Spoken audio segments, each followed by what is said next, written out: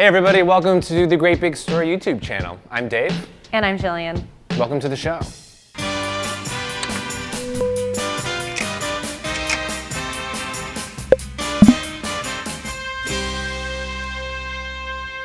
Today we're meeting 4 people who have a love for something and share it with the people around them. And they're really good at it. Like this first guy who crawls into bear dens for conservation efforts in Utah. And there are baby bears coming up, everybody get ready. Get ready, cuteness overload.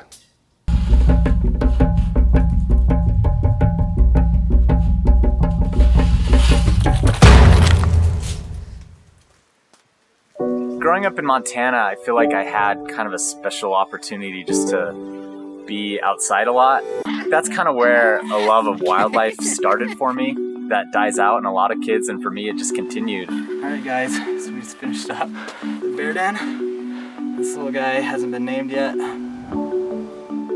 My name's Wesley Larson. I'm a master's student working in wildlife conservation, and in some circles I'm known as GrizKid. When I first started deciding that I should get into the wildlife field, I found Dr. Tom Smith at BYU. I started by working with polar bears on Alaska's North Slope, and then that kind of transitioned into some black bear work down here in Utah in BRYCE Canyon. BRYCE Canyon, like other national parks that do have bears, they've had a kind of a history with visitor conflict and with bears that maybe are getting into campsites. So what we're doing is we're tracking the bears to learn what habitats they're using, just to see what the park could do better to make it easier for visitors to avoid bears. What we're doing is we're fitting black bears with GPS collars, and then I'll go into the den with the bear to inject it with some drugs. The bear then falls asleep. I can pull it out and just give it a full checkup.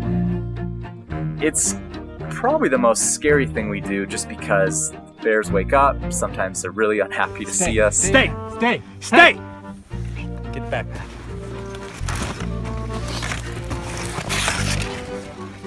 Hey! Stay! More backpack. Get him. I have had to crawl up trees after bears. It's an interesting job for sure. People do have this knee-jerk reaction to see an animal that's sedated or an animal that's wearing a collar and think that, it might be being hurt. And the thing that they don't realize is that we really care about these animals probably more than just about anyone. Getting out into the wilderness and having these kind of experiences helps you understand that we depend on wildlife and wildlife depends on us. And that's really what conservation is all about, giving the space and the respect to these animals that they deserve and really learning as much about them as we can.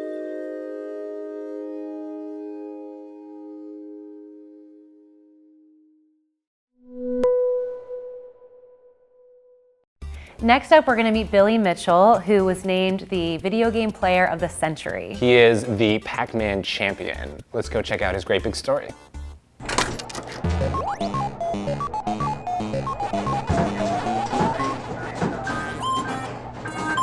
I'm Billy Mitchell, Video Game Player of the Century.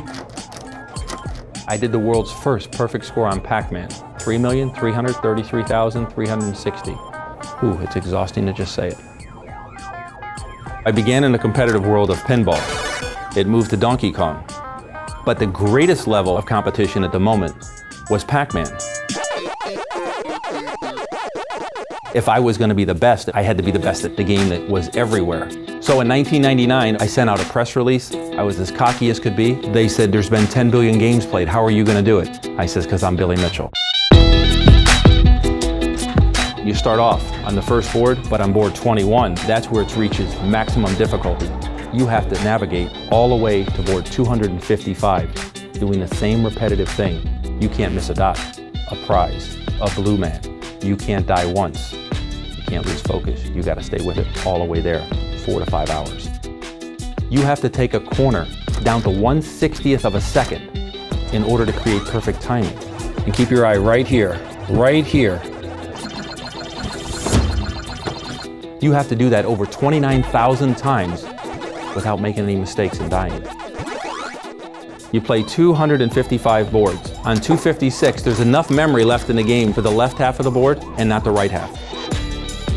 The right half is filled with computer garble, anything and everything that is not Pac-Man, different walls, different dots.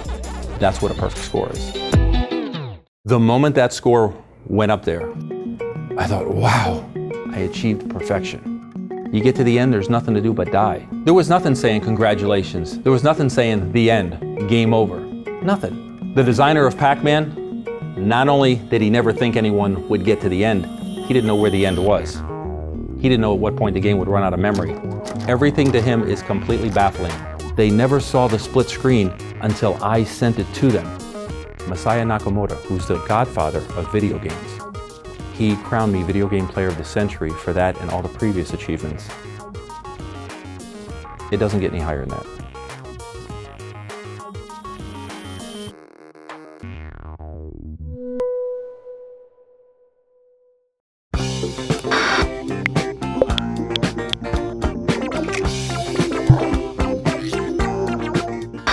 Hey Jillian, do you like roller coasters? I love roller coasters, and there's an amusement park in Italy I am dying to check out. This guy Bruno built these roller coasters by hand with no training. No motors. He said he was inspired by the movement of nature. Let's go for a ride.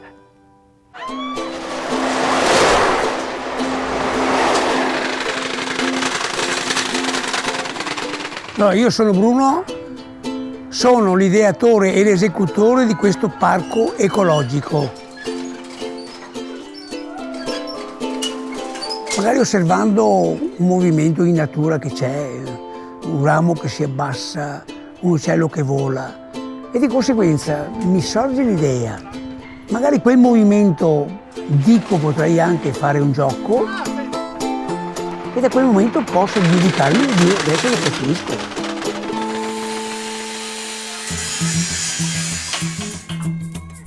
Io posso lavorare un'ora, un giorno intero o un mese intero. Pian pianino mi cresce l'idea, cresce la giostra. Quando è finito io me lo guardo, dico, ma guarda che bello che è questo gioco, l'ho fatto da me. Dai 40 ai 50 giochi ci sono, dai più piccoli naturalmente ai più grandi.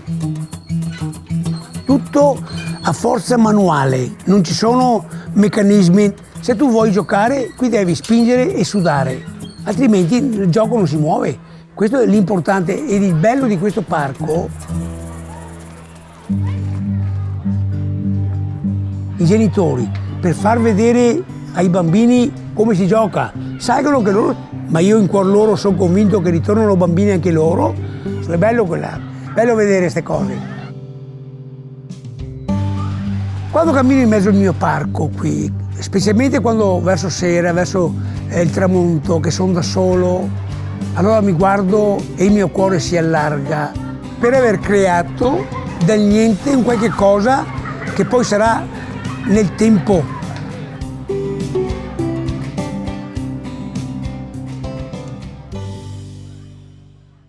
For this next story, we're gonna go to Nigeria to meet a woman named Sandra. And Sandra is the first female mechanic in Nigeria, and she's teaching other women to work on cars and a whole lot more. Let's check out her great big story. Oh, lady mechanic, one big family, one big sisterhood. And we love our hands to be dirty, our fingers to be dirty. We are together and we are fixing cars around the world.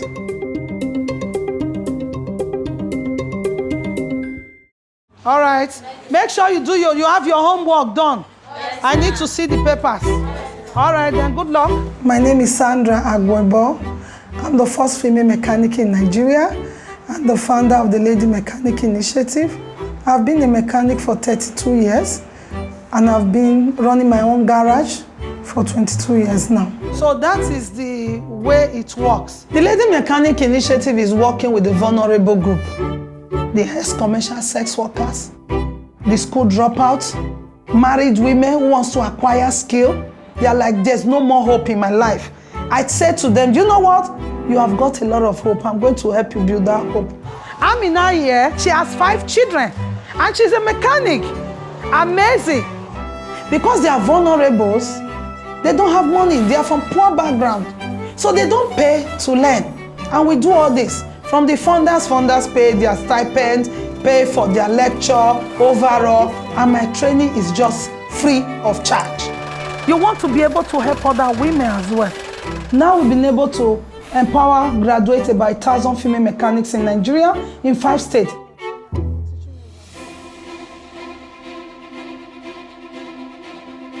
Being the first female mechanic in Nigeria is not a bed of roses. Men have been there from generation to generation, fixing cars. When I came in, it was like, excuse me, are you okay? Or you need to see a doctor.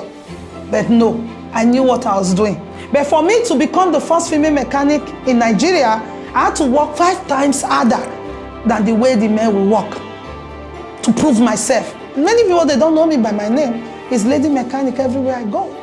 Now, a lot of girls want to come to Nigeria to learn how to fix cars. It's the best job in the world for any woman, I say.